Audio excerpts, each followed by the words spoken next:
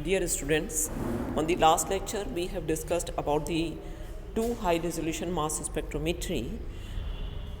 Today we are going to discuss with the time of flight mass spectrometers. In the time of the flight analysis, all the ions leaves the accelerating field with the same kinetic energy but different velocities depending upon their masses. The ions of largest mass will have the lowest velocity and the longest time of the flight over a given distance. This property is used in this spectrometer, in which a voltage pulse or grid A extracts the ions from the source, and the ions are then accelerated by the potential difference between A and B and pass into the free flight tube. So you can have the filament. Filament is connected to the anode. The sample is between this, and sample is analyzed and it will pass through the A slit and B slit and then again C slit. The A and B will be separated out according to their mass. The higher the mass, the lesser will be the velocity, and then you will have the nuclei M upon E with the charge reach to the D point.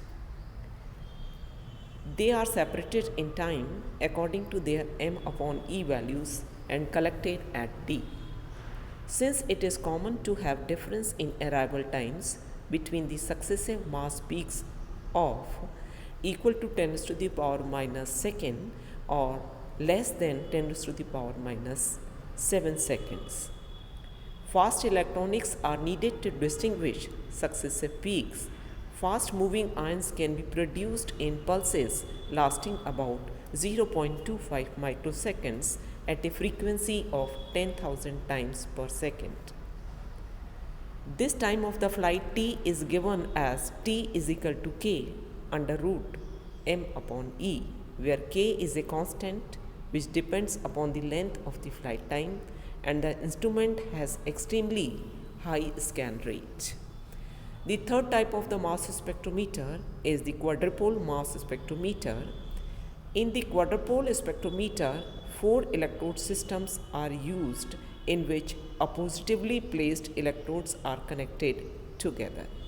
A constant voltage U and a radio frequency potential V are applied between the opposite pairs of 4 parallel rods. The ions are injected along the x direction, and the mass spectrum is scanned either by varying the amplitude of U and V, while keeping the ratio U upon V constant, or by varying the frequency of radio frequency potential. Mixture analysis can be achieved by 3 quadrupole mass spectrometers connected in a sequence. The first quadrupole is used to separate the molecular ion, the second as a collision chamber, and third to separate the products of collision and induced decomposition. Then the spectrometer is recorded. The next spectrometer is Bendix spectrometer. It can present 10,000 mass spectra each second, covering a mass range of 1 to 5,000.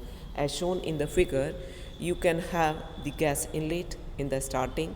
The gas will be inletted, then sample is placed there, that is you have the electron trade. This is the ionizing region, and then we have the ion energy grid.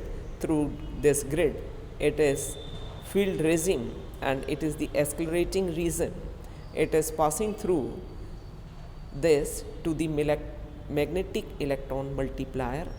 Then electron magnetic multiplier is having the different plates of the anode. So 1 M upon E jump from one plate to the another plate, and then it will jump to the next plate. So you will having skipping on the ladder, and this anode then it will be collected by the amplifier, and then it is recorded. So this is the schematic diagram of Bendix time of the flight mass spectrometer. So here you are having the a ladder type structure. So M upon E mass different will be flight over the ladder steps, and it will be separated accordingly m upon E. So this will have a high resolution spectra which will be helpful to identify the polar compounds, complicated compounds, and the high molecular weight compounds can be find out by the Bendix spectrometer. Thank you.